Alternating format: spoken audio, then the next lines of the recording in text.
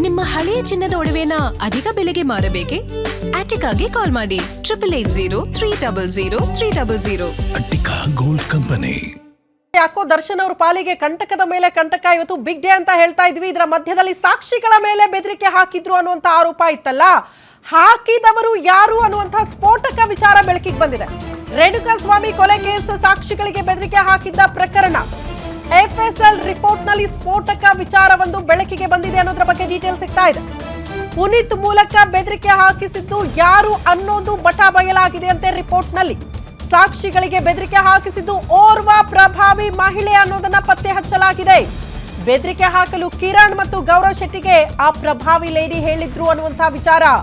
ಆ ಕೆಲಸವನ್ನ ಪುನೀತ್ಗೆ ಹೇಳಿ ಕಿರಣ್ ಮತ್ತು ಗೌರವ್ ಶೆಟ್ಟಿ ವಹಿಸ್ಬಿಡ್ತಾರೆ ಹಿಂಗ್ ಬೆದರಿಕೆ ಹಾಕಬೇಕು ಅಂತ.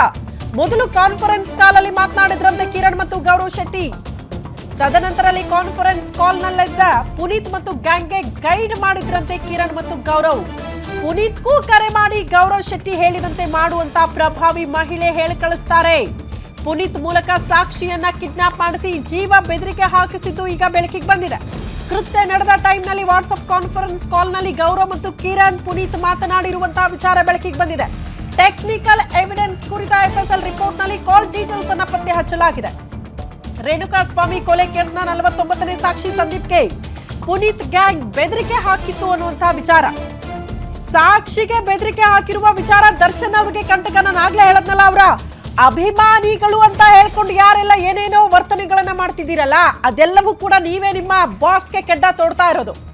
ಸಾಕ್ಷಿಗಳಿಗೆ ಬೆದರಿಕೆ ಹಾಕಿದ್ದು ದರ್ಶನ್ ಅವರಿಗೆ ಸಂಕಷ್ಟ. ಯಾರು ಹಾಕ್ಸಿದ್ರು ಅನ್ನೋದನ್ನ ಗಮನಿಸ್ತಾ ಇದ್ದೀವಿ.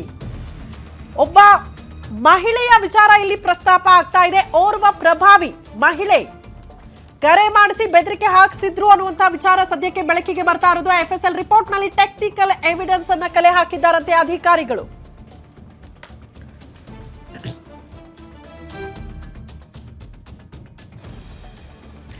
ಸಾಕ್ಷಿಗಳಿಗೆ ಬೆದರಿಕೆ ಹಾಕೋದು, ಸಾಕ್ಷಿ ನಾಶ ಮಾಡೋದು ಕೂಡ ಒಂದು ರೀತಿ ಅಪರಾಧನೇ.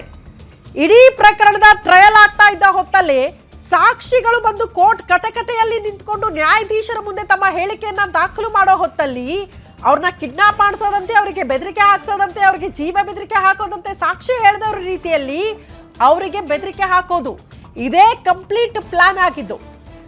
ಬಟ್ ಸಾಕ್ಷಿ ನಾಶದ ಪ್ರಯತ್ನ, ಸಾಕ್ಷಿಗಳಿಗೆ ಬೆದರಿಕೆ ಹಾಕಿರುವಂತಹ ವಿಚಾರ ಪುನೀತ್ ಮಾತ್ರ ಅಲ್ಲ, ಪುನೀತ್ ಹಿಂದೆ ಇದ್ದಂತಹ ಅತಿ ದೊಡ್ಡ ಶಕ್ತಿ ಓರ್ವ ಪ್ರಭಾವಿ ಮಹಿಳೆ ಅಂತ ಹೇಳಲಾಗ್ತಾ ಇದೆ.